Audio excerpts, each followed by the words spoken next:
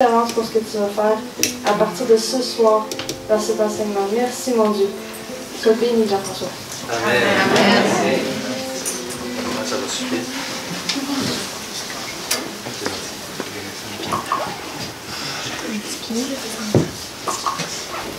C'est drôle qu'on a chaud de même.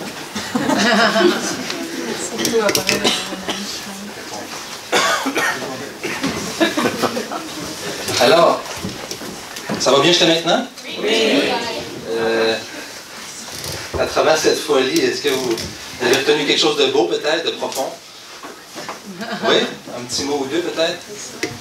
Vous faites un retour, c'est moi qui ai manqué ça? Non, on l'a pas fait. OK. Oui? Ben, il faut descendre dans notre cœur profond. Descendre dans notre cœur profond. On est souvent enchaîné sans le voir. On est souvent enchaîné sans le voir. Dieu, il est pour tout le monde. Que Dieu est pour tout le monde. C'est-tu vrai, ça? Oui. Très bien, mais vous avez l'essentiel du message, en fait. C'est magnifique. Et c'est ce que je voudrais faire avec vous ce soir, une plongée. Une plongée dans le cœur profond. Êtes-vous prêts? Oui. Ça se peut qu'il y a des tempêtes. Vous êtes prêts? OK. Alors, je vais faire un dessin. Le même dessin que tout le temps, c'est facile. Pour expliquer quelque chose de super simple, mais qui est très éclairant. Il y a Hildegarde de Bingen, une sainte du Moyen-Âge, qui, elle, avait des visions. Bon, ça arrive des fois pour certaines personnes d'avoir des visions comme ça. Elle voyait la personne humaine, elle le voyait comme trois cercles l'un dans l'autre. Et elle explique brièvement. Elle dit le corps, le premier cercle, l'âme, le deuxième cercle, et l'esprit, le troisième cercle. Je vais juste vous citer Saint Paul ici. Non, ça va aller. Je veux qu'il voit le tableau. N'éteignez pas l'esprit. 1 Thessaloniciens 5, où il dit que le Dieu de la paix lui-même vous sanctifie totalement et que votre être tout entier, l'esprit, l'âme et le corps, soit gardé sans reproche à l'événement de notre Seigneur Jésus-Christ. Juste pour montrer que ça tient de la révélation biblique. C'est magnifique. Alors, on va le dessiner. Je vais avoir besoin d'un scribe, quelqu'un qui connaît l'écriture. Non, le dessin, ça va être bon, c'est juste trois cercles, mais pour écrire certaines choses. Oui, parfait. Ça écrit-tu, ça? Tu veux essayer? Alors, on a un premier cercle. Génial. Oh, c'est beau. Alors, un premier cercle. Ah, il est gros, hein? Alors, ça, tu peux faire une flèche et écrire « corps ». Ça représente le corps. Nous avons tous un corps ici présent, je vous l'annonce. Et puis, ça fait partie de notre être humain. Le corps, on pourrait dire que c'est juste en petit à côté, vie superficielle. Dans le corps c'est génial, c'est donné par Dieu. Il est bon, il a voulu. Jésus s'est incarné, il a pris chair, puis il nous a sauvés là-dedans. Il est rentré au ciel avec son corps. Alors, ça a une dignité infinie. C'est magnifique. Mais des fois, on vit juste là. On mange, on dort, on va au gym, on fait du sport, puis on vit sur les sensations. Tout ce qui est le sensible. Et on a 5 ouvertures dans le corps. Au sens, pas littéral, mais au sens des fenêtres, on va l'appeler comme ça. 5 fenêtres, OK? Alors, on va faire... il y avait une efface ici. Je me contenterai d'un Kleenex, sinon... C'est vrai, la tempête. Ah oui, c'est ici, c'est bon. Merci, Clément. Comme un bon sens de la chose.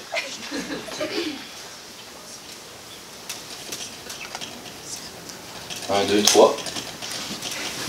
4. Ouais. On va être dû pour une nouvelle efface. 5. 5 ouvertures. Vous me dire qu'est-ce que c'est? Les 5 fenêtres, les 5 sens. Hein? L'ouïe, la vue, le goûter, le toucher. Et l'odorat. Merci. Bon, on va y revenir. Il y a un autre cercle. Il y a des gens qui acceptent de ne pas juste vivre sur ça me tente pas, je le sens pas, sur ce qui est sensible, superficiel. Il y en a qui acceptent de descendre à un autre niveau, qui est le deuxième cercle, l'âme. On peut écrire âme avec une flèche qui est... Ouais. Crayon noir. Voyez-vous? Un autre crayon fermé. Il y en a un sur le chariot multimédia au parloir Sainte-Thérèse. Merci. L'âme. Âme au sens étymologique du mot animus, animé. Nous sommes des êtres animés. On va dire ça. Donc, il y a plein de choses qui sont animées, comme les plantes, les animaux. Nous. Et qu'est-ce qui anime, en fait? C'est les facultés qui nous habitent. Il y a plusieurs facultés, puis on va en écrire quelques-unes, comme l'intelligence. L'intelligence, c'est avec ça qu'on raisonne. Quand on procède de l'information, on peut juger, discerner, peser. C'est quelque chose de bon en soi. Il y a aussi l'imagination. En avez-vous, vous? Quand on essaie de faire silence, par exemple, l'imagination, c'est ce qui passe, c'est ce qui nous amène toutes sortes d'images, d'idées, des représentations, des scénarios qu'on se fait vis-à-vis du futur pour s'énerver pour aucune raison. C'est ce genre de faculté-là. C'est génial. C'est parfait. Je vais donner par Dieu. Merci.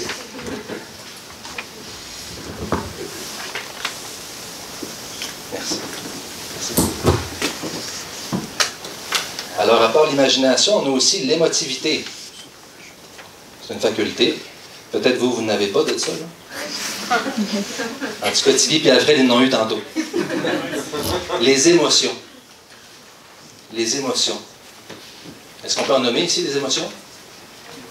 La joie, la peur, la tristesse, le dégoût, la colère, la jalousie, l'émerveillement.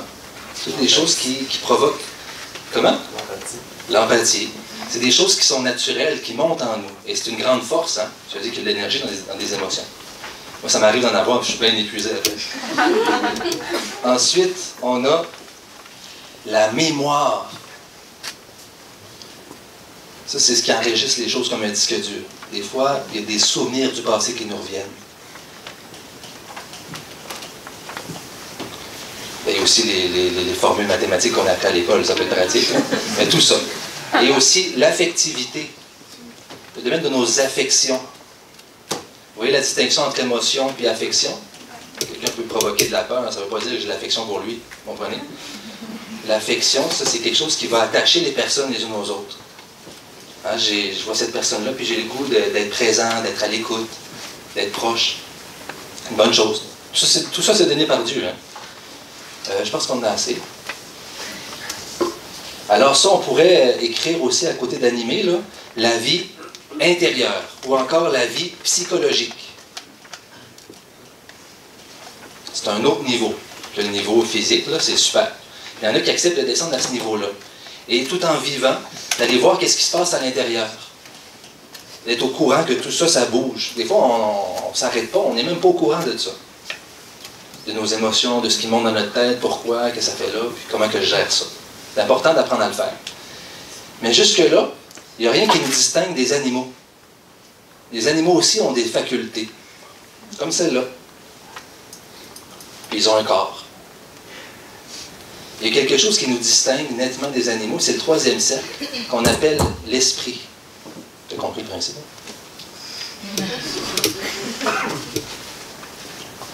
Après ça, on aura beaucoup de flèches.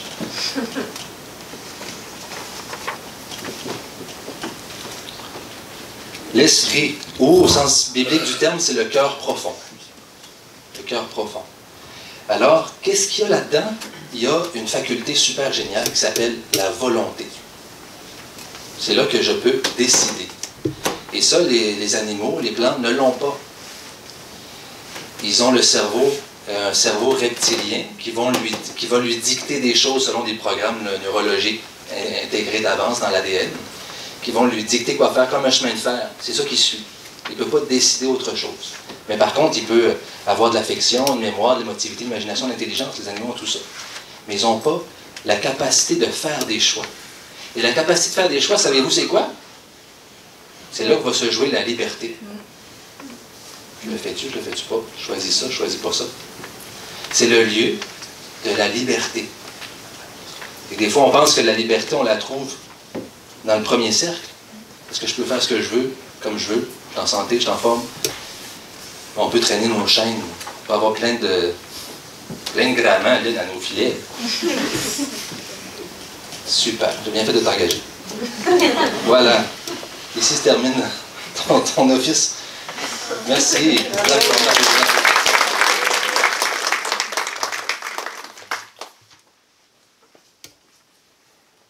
Et ce qui est extraordinaire, c'est que l'esprit, avec un petit E, en théorie, non, c'est moi, je ne l'ai pas dit. Tiens. Oh! L'esprit avec le petit E, l'esprit humain que nous avons, alors, c'est ce qui nous rend capables de communication, de lien avec l'Esprit de Dieu.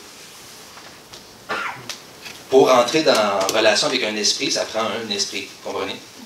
Et ça veut dire que c'est aussi une fenêtre. Il y a des fenêtres à l'extérieur, mais il y a aussi une fenêtre à l'intérieur. Une fenêtre qui donne sur Dieu. C'est comme si un cordon ombilical nous rattachait directement à Dieu. Et par là, Dieu peut se communiquer à nous. Et des fois, on l'a peut-être expérimenté dans un moment de prière où il y a la paix qui a monté en nous.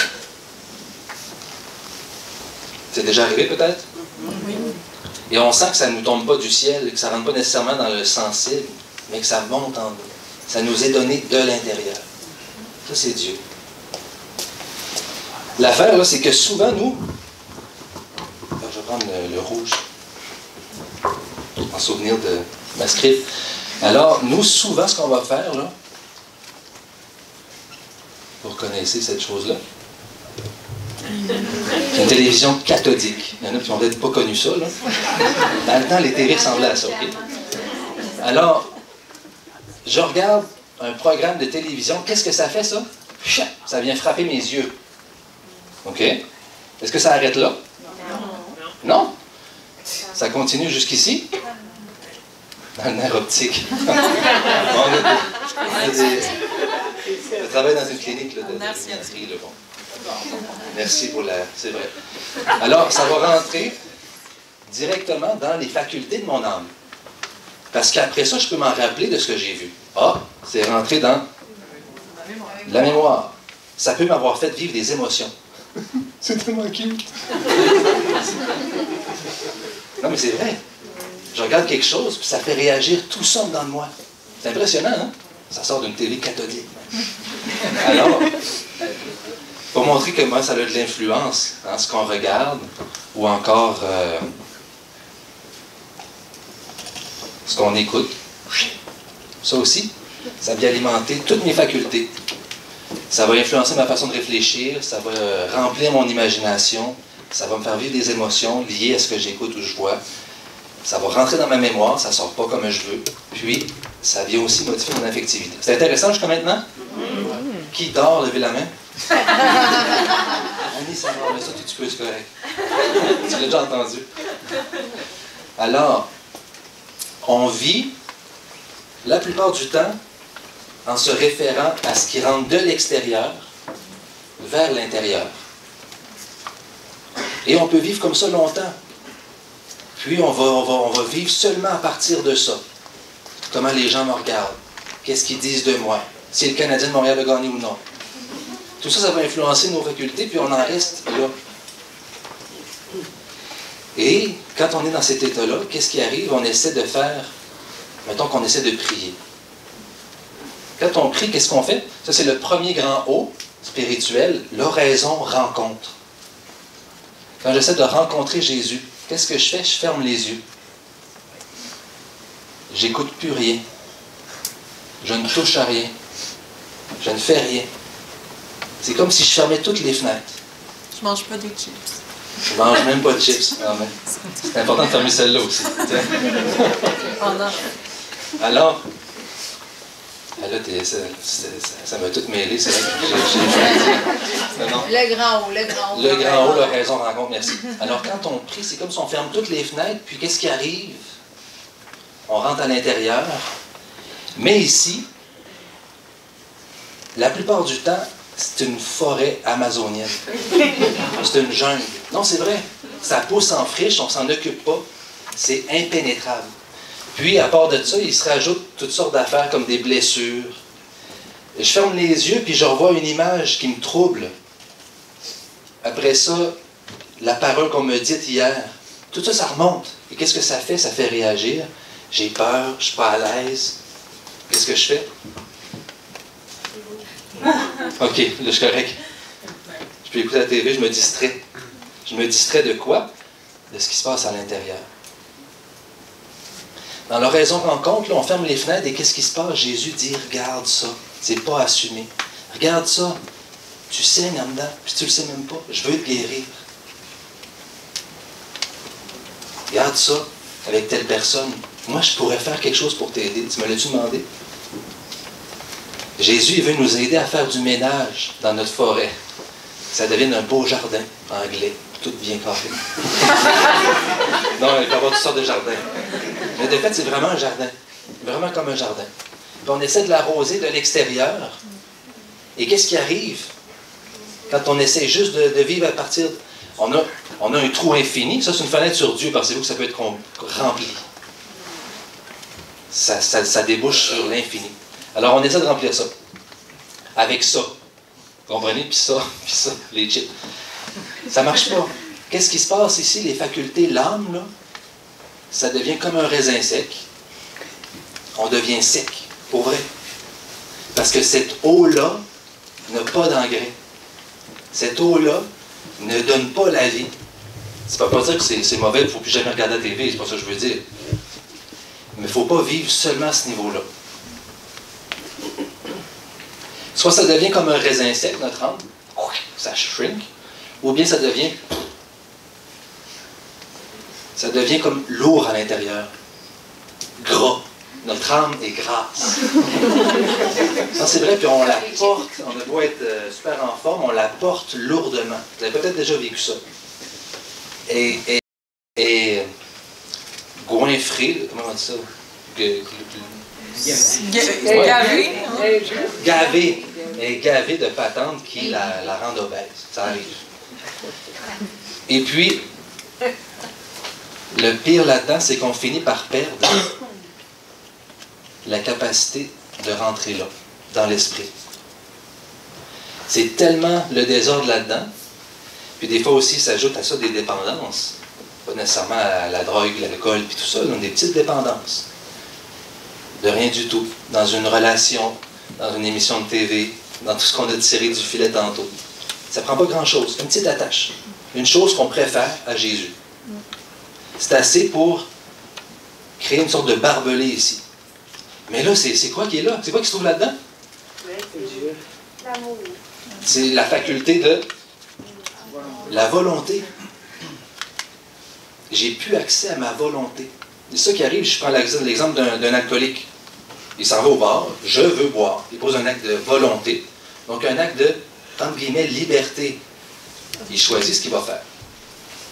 Puis là, il boit. Puis là, il fait ça plusieurs fois. Puis à un moment donné, il arrive, puis il dit, j'ai pas le goût de boire. Chut. Alors, son acte de liberté, en fait, l'a mené à un esclavage. Alors, c'est-tu vraiment de la liberté? Non, il l'a utilisé pour s'enchaîner sa volonté. Ça nous arrive souvent, là.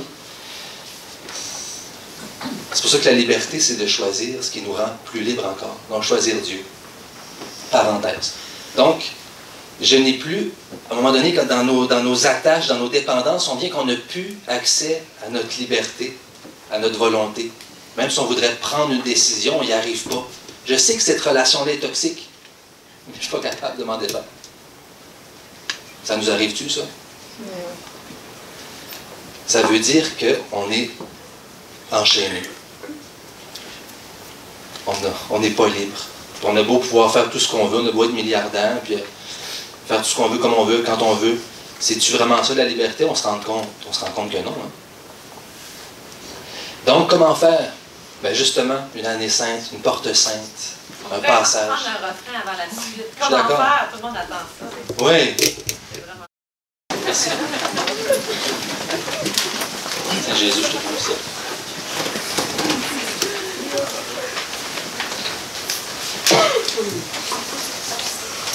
OK. Vous reconnaissez, c'est bon, ça fait pas trop longtemps qu'on a vu ça. Alors, comment retrouver l'accès à notre volonté? Alors, déjà, on a eu le premier O, l'oraison en compte. Essayez de descendre, faire cet exercice-là. C'est un apprentissage. C'est comme rentrer dans une jungle sauvage. C'est un monde qu'on ne connaît pas. Mais il faut se l'approprier. Il faut frayer des chemins. Il faut faire de l'ordre. Alors, on s'exerce un petit temps chaque jour. Et puis, ça fait remonter ces choses-là. Quand quelque chose monte, qu'est-ce que je fais? Je l'accueille d'abord. J'essaie de dire oui à ça, c'est vrai. Je vis ça. C'est pas faux. Puis, je voudrais d'autres choses, mais c'est ça. Puis, qu'est-ce qu'on fait après? On l'offre à Dieu. On l'offre à Dieu. Super. Puis, ensuite, pour rendre ça concret, On s'énerve à la vente. On va au sacrement du pardon. La confession. c'est ma soeur, Evan, hein? Le sacrement de la réconciliation. Réconcilier. Ça veut dire refaire le lien. Le lien, là, c'est le genre de cordon ombilical là, qui nous relie à Dieu. Des fois, il est coupé comme ça. Le sacrement vient... Ah. Hey, le sacrement efface pour vrai. Voilà. Donc, vient réouvrir ce passage-là. Vient guérir ces blessures-là. Les paroles qui tournent tout le temps dans ma tête, les images que j'aimerais effacer. Jésus, à travers les sacrements puis la prière, il vient libérer, ordonner, pacifier. Et quand on arrive là, je ferme les yeux, j'éteins la TV, et qu'est-ce qui se passe? Je rentre à l'intérieur, je suis bien. On n'est pas encore rendu là. À travers les sacrements, la prière, ça l'aide. Ça vient effacer en bonne partie là, le barbelé. Mais, comme pour les yeux, il y a les paupières pour les fermer. Comme pour la bouche, il y a les lèvres pour la fermer. Le bon Dieu est quand même fin d'avoir pensé à ça. Mais pour la fenêtre, à l'intérieur, il y a aussi une genre de porte qu'on peut fermer puis ouvrir. Savez-vous c'est quoi? Hein? Quoi? T'as dit quoi? La volonté? Oui! Il n'y a rien que ça là-dedans, la volonté. Et Dieu. Alors, quand je dis oui, c'est le deuxième O. Quand je dis oui à Dieu, savez-vous qu'est-ce qui se passe? Ça l'ouvre la porte. Et, miracle, il y a quelque chose qui m'est donné de l'intérieur, qui irrigue le jardin, qui vient irriguer avec une eau pure, qui m'assainit toutes mes facultés.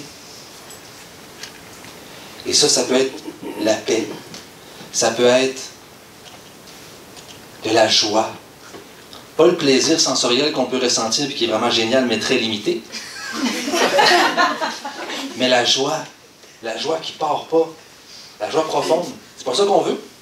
Parce que vous savez, Dieu, là, il pourrait nous combler dans nos sens jusqu'à nous faire exploser. C'est vrai. Il peut vraiment le faire. Puis il y a des saints qui ont des extases. Là, quand ils se réveillent, c'est comme si toutes les os de leur corps avaient été disloqués. C'est fort. Dieu, il peut nous faire exploser de plaisir sensoriel. C'est vrai, il peut le faire. Puis des fois, il nous donne des touches. On a du repos dans le corps ou de la vigueur. On le sent quand on a une bonne vie spirituelle. Mais c'est-tu le top du top d'être comblé à ce niveau-là? Non. Non. Alors il dit, hey, je veux te combler bien plus profondément que ça. C'est pour ça qu'il veut nous apprendre à nous détacher des sens. Bon, peut-être 1 heure de moins sur la TV. Peut-être trier un peu ma musique. Manger moins de chips, Madeleine. Mais c'est pas parce que c'est mauvais ou parce qu'il veut qu'on souffre. C'est parce qu'il veut nous détacher un peu de cette enveloppe-là pour apprendre à vivre d'ici. Arrêter de se référer à l'extérieur puis se référer à l'intérieur. Qu'est-ce que t'attends de moi, Jésus? Il vient de lumière dans mon intelligence. Il vient la paix, l'amour pour une personne qui m'énerve. Non, c'est vrai, ça nous est donné de l'intérieur par l'Esprit Saint. Mais il faut y avoir accès. Puis du moment que je dis non consciemment à Dieu, à quelque chose là, que je sens qu'il me demande, ça ferme la porte. Puis lui, il est sur le bord de la porte, puis Jésus le dit. Voici que je me tiens à la porte et que je frappe. Si quelqu'un m'ouvre, j'entrerai chez lui. Je souperai avec lui. Lui, près de moi, et moi, près de lui. C'est pas figuratif, c'est réel. Et donc, qu'est-ce qui se passe? Effusion d'esprit, vous avez déjà entendu ça? C'est quoi une effusion? Effusion, c'est quelque chose qui part dans dedans, puis qui sort vers dehors. Mais c'est ça une effusion d'esprit. L'esprit nous est donné de l'intérieur. Ça vient assainir, alimenter mes facultés. L'intelligence, la mémoire, ça vient la purifier, ça règle des affaires. Ça rectifie mon affectivité, tout ça. Est-ce que ça s'arrête là? Non. Ça peut même continuer. Et puis là, on rencontre du monde qui ont les yeux brillants, qui ont la vie en eux. Ça peut même paraître sur le corps, ce que l'Esprit nous donne. Est-ce que ça s'arrête là? Même pas. Ça va assez loin pour aller fermer le bouton ici. L'Esprit, de cette façon-là, peut même spontanément faire jaillir ma main pour aider quelqu'un, pour offrir ma place, pour aller faire la vaisselle à la place de ma mère. Réaction d'une mère. Quand on sent, c'est une mère. La chance, c'est la seule, hein? Vous comprenez, ça, c'est la vie dans l'esprit. Ça, c'est l'ordre originel dans lequel on est appelé à vivre. À partir d'ici, ça rejaillit vers l'extérieur. Et on en parlera demain, ceux qui viendront dans l'atelier de chasteté. Mais c'est ça le principe de la chasteté. J'arrête de vouloir consommer de l'extérieur pour remplir mon intérieur qui se ratatine comme un raisin sec. Et je me laisse irriguer, rassasier, remplir, gonfler par l'esprit, jusqu'à vouloir me donner aux autres. C'est ça la vraie vie, à laquelle Jésus nous appelle. Et on arrive au troisième O, l'offrande. Quand ici, je garde la porte toujours ouverte. Quand je dis toujours oui. Quand je dis toujours oui, la communication, elle est ininterrompue. Et même si le Canadien perd, même s'il fait chaud, même si je m'endors, ici, est-ce que c'est influencé?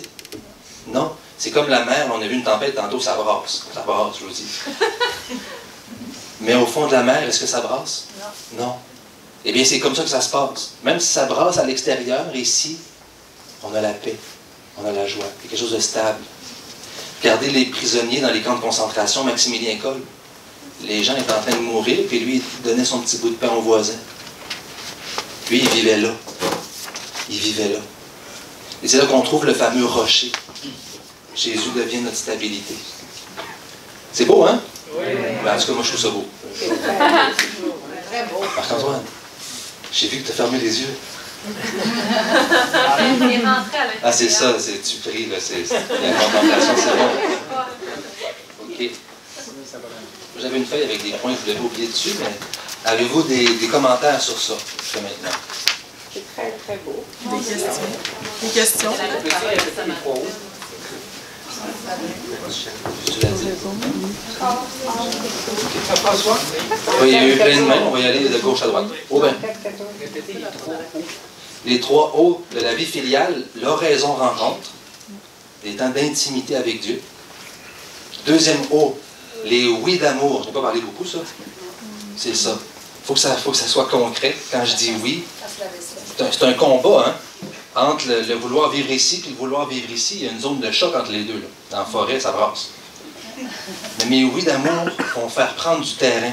Les oui d'amour, ça veut dire, là, c'est concret, je sors de moi-même. Je vis un peu plus pour les autres. J'arrête de me prendre pour le nombril du monde. Je rends service. J'essaie de me rendre utile. Je fais la vaisselle de ma mère, par exemple. Mais il n'y a pas juste ça, ça touche tous les niveaux. Mais c'est des petits oui concrets qui font que je ressemble à Jésus pour vrai. Pas rien que quand je suis à la chapelle, tranquille tout seul. Là. Et le troisième O, l'offrande.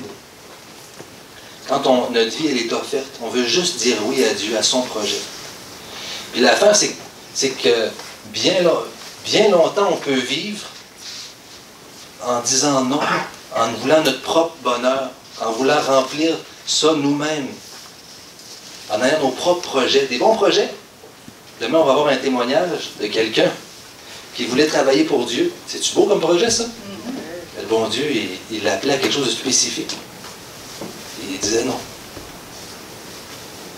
Mais quand il a dit oui, là, il dit, si j'avais su avant, je l'aurais dit. Je l'aurais dit, je suis tellement heureux. Prévu pour demain. Mais c'est vrai. Il faut dire, plus on dit oui dans les profondeurs à ce que Dieu attend de nous, ce qu'il a prévu pour nous, plus cette liberté-là grandit. Parce que vous comprenez, quelqu'un qui est ouvert ici, c'est l'homme le plus libre du monde, ou la femme la plus libre du monde. Il n'y a rien qui l'affecte en profondeur. Ah oui, il y avait des questions, celui-là. Eugénie? Oui. Moi, je voulais juste dire, tu sais, on passe de l'extérieur, on va vers l'intérieur, dans le superficiel, dans le profond esprit. En tout cas, on part de l'intérieur, on va vers l'extérieur. Et je voulais juste dire, souvent, les gens, ils parlent beaucoup d'aller témoigner, tu sais. C'est comme partir du profond, puis tout de suite aller voir l'autre. Mais il faut faire le ménage entre les deux, comme pour bien que ça passe pour vrai, genre. C'est vrai, c'est vrai. notre émotivité, même si elle est bienveillante, tu sais. Faut que c'est notre émotivité qui parle. Ouais. C'est vraiment intéressant. Oui, il faut que nos facultés soient évangélisées, disait Sœur Jeanne, notre fondatrice. Très vrai. Il y avait d'autres mains, aussi. Oui, ça marche. Je prie, je n'avais pas demandé tantôt, mais est-ce qu'on peut nourrir une raison rencontre? Est-ce qu'on peut lire des textes ou c'est complètement changé? Très bonne question. Dans l'oraison rencontre, ça veut dire qu'on ferme toutes les fenêtres, qu'on ne fait pas de lecture, on fait pas... Non, il faut dans l'oraison rencontre, parce que en fait, quand on essaie de fermer, là, il va y avoir un atelier sur l'oraison. Hein? Oui. Ah, je suis vraiment désolé. Donc, il y a un atelier sur l'oraison rencontre. Imaginez-vous, c'est génial. Donc, vous allez savoir tout le programme. Donc, le but, c'est d'arriver ici, dans l'oraison rencontre. La rencontre avec Jésus, qui est là tout le temps, lui. Mais nous, on n'est pas toujours là. Donc, il faut favoriser ce qui va nous aider à nous intérioriser. Des fois, on essaie de s'intérioriser, puis je pense au souper que je dois faire. Je pense au plancher ici qui fait du bruit, puis ça m'énerve. Il y a plein d'affaires de même. Mais, donc là, peut-être que si j'ai aucun contrôle, ça va être bon de prendre une lecture. L'Évangile du jour, ce serait bien. Moi, je ne commence pas d'oraison rencontre sans avoir au moins une phrase de l'Évangile du jour qui a attiré mon attention. Et je m'en sers comme un encre. Puis quand je divague, bien là, j'y reviens. Alors, ça peut être bon. Mais il ne faut pas dire, bon, je lis, parce que je ne suis pas bien en dedans. Tu sais. Faut, aussitôt que je sens que je suis capable de descendre, d'être en contact avec Jésus, je lâche la lecture. Il faut que je sois à l'écoute. Ça demande une docilité. Bon, ça répond un peu. D'autres questions? Alors. À la fin, tu as parlé de quelqu'un qui te donnait son pain, genre dans le camp de concentration. C'est quoi le nom de la personne? Maximilien Kolbe. Saint-Maximilien Kolbe. Saint-Maximilien Kolbe. Okay. Il a donné sa vie pour un père de famille. Moi, je pense juste que c'est une petite affaire. Oui, Monique, ben, oui, je comprends. Je pense que Viens. pour moi, ça m'a beaucoup éclairé dans ma propre vie. C'est que quand on vit, on cherche tout ça. Je pense que tout le monde, on est fait pour ça. On est fait pour Dieu, comme dit Saint Augustin, notre cœur est sans repos tant qu'il ne repose pas en Dieu. Alors ça, on est influencé, donc je dois bien m'expliquer. Et quand on arrive là, c'est que c'est nous qui allons influencer le monde. C'est nous qui portons Dieu au monde. Moi, je rêvais d'un monde plus beau, mais j'étais là-dedans. Jusqu'à ce que je rencontre le Christ et j'ai dit oui. Puis maintenant, ma vie, elle est un don, une offrande. Et quand on arrive là, peu importe, on veut tous que la guerre arrête. Alors, rendu là, on peut, parce qu'on est avec Dieu, en Dieu, on peut influencer le monde. On peut changer quelque chose dans le monde. parce qu'on devient des instruments de Dieu. Dans quelques vocations, dans quelques milieux de travail, c'est plus ce qui rentre qui m'influence. C'est ce qui sort de moi. Tu le disais bien, là, il va y avoir de la joie. Je vais aimer quelqu'un qui a pris ma barre, c'est extraordinaire. Savez-vous comment ça s'appelle, ça? La sainteté. La sainteté. C'est aussi simple que ça. J'ai trouvé Dieu et je le donne. C'est ça les saints. Ils ne font pas autre chose que se laisser prendre pour donner. Être proche de lui pour le donner au monde. Tous les chrétiens, c'est notre vocation. Première vocation du baptisé. Être proche du Christ et le donner au monde. Alors les jeunes, moi j'ai été jeune, je voulais faire quelque chose de beau, de bon, de bien, de grand. Mais il faut qu'on soit là. Là, on peut tourner longtemps. Très longtemps. Très, très longtemps. Puis là, très longtemps, là, c'est l'éternité. C'est merveilleux. Quand on est rendu là, on a un pied dans le ciel. Voilà. Et on peut... Si on pouvait faire ça, c'est une belle hostie aussi, ensemble de... C'est l'offrande. T'as-tu dit le troisième O? L'offrande. Ouais, mais ma vie est... C'est l'offrande. Et puis à moi. Alors, avant de poursuivre les questions, on est rendu dans la deuxième partie. Quand on dit « j'écoute mon cœur », qu'est-ce que ça veut dire? Souvent, ça veut dire « j'écoute ça ». Je vais calculer, là, essayer de comprendre qu'est-ce que Dieu attend de moi, puis je vais calculer les pour, les contre. Je vais partir dans mon imagination, je vais m'imaginer des affaires. Moi, je vais me baser sur, j'écoute mon cœur, je vais me baser sur ce que je ressens dans mes émotions ou dans mon affectivité. Vous comprenez que là, on est à un certain niveau. Mais est-ce que c'est le cœur profond dont on parle? Non. Quand on dit j'écoute mon cœur, là, il faut aller jusque-là. Évidemment, Jésus, qu'est-ce que tu attends de moi? Et il me le montre. Et après ça, ben, j'ai un acte de liberté à poser, un acte de volonté. Oui ou non? Puis, c'est pas de problème, je peux dire les deux. Je suis vraiment libre avec Jésus. Il nous laisse libres. Mais quand on dit non, ben, c'est ça. On s'attache à d'autres choses. Et on continue la deuxième chance ici, rapidement. Fini. OK, ici, avez-tu des questions? Quelque chose que vous retenez, qui vous touche?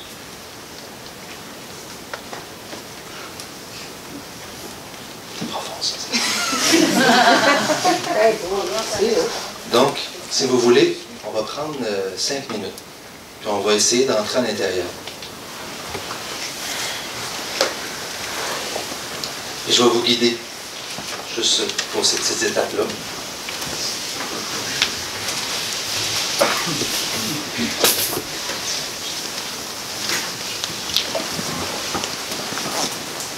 Jésus, tu nous as dit, quand on est 2 ou 3 rassemblés en ton nom, tu es là au milieu de nous.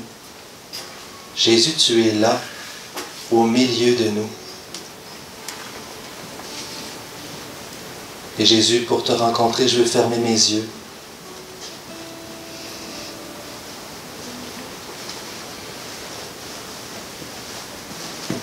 Mais Jésus, à l'intérieur, je vis toutes sortes de choses.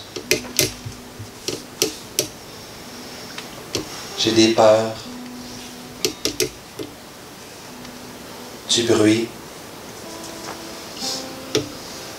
Jésus, je veux te les donner. Sur ma tête, Jésus, qui roule tout le temps, viens dire, comme tu as dit à la mer et au vent, silence, tais-toi, paix.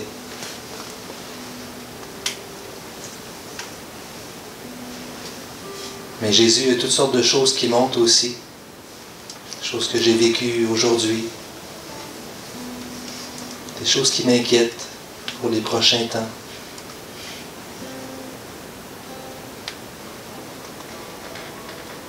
Des malaises. la douleur. C'est vrai, Jésus, tout ça m'habite. Et je veux simplement te le donner, tout déposer à tes pieds.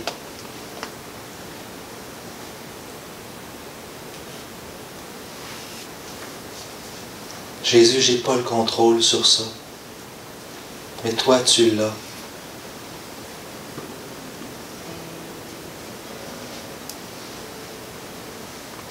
Et Jésus, j'aimerais descendre plus profond encore dans ce jardin intérieur, cette cellule où je peux me retrouver avec toi, seul à seul. Tu es là, Jésus.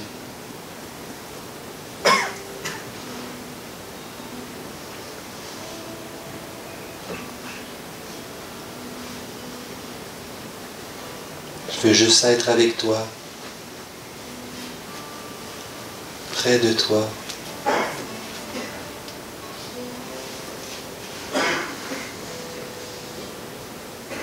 Sans rien dire, Jésus.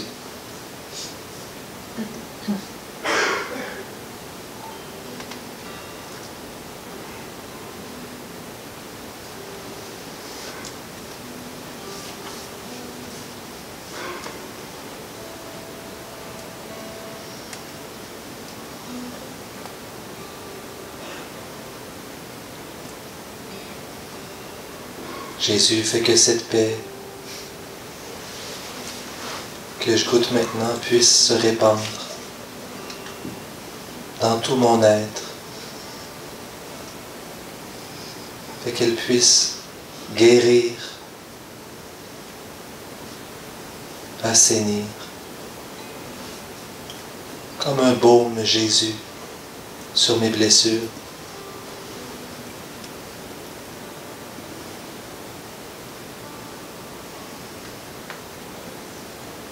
Que cette paix, Jésus, se transforme en joie. Joie de savoir que tu m'aimes. Joie de savoir qu'ici, en ce moment, on est en frères et sœurs.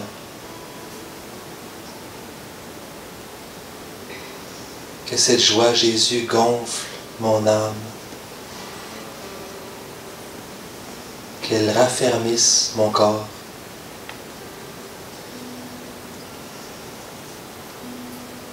Jésus, permet ce soir qu'elle puisse déborder jusque sur les autres. Et permets, Jésus, s'il vous plaît, qu'elle demeure en moi, qu'elle ne me quitte jamais. Et si je venais à la perdre, Jésus, appelle-moi, invite-moi à nouveau à l'intérieur, que je vienne te rencontrer, pour puiser en toi, Jésus.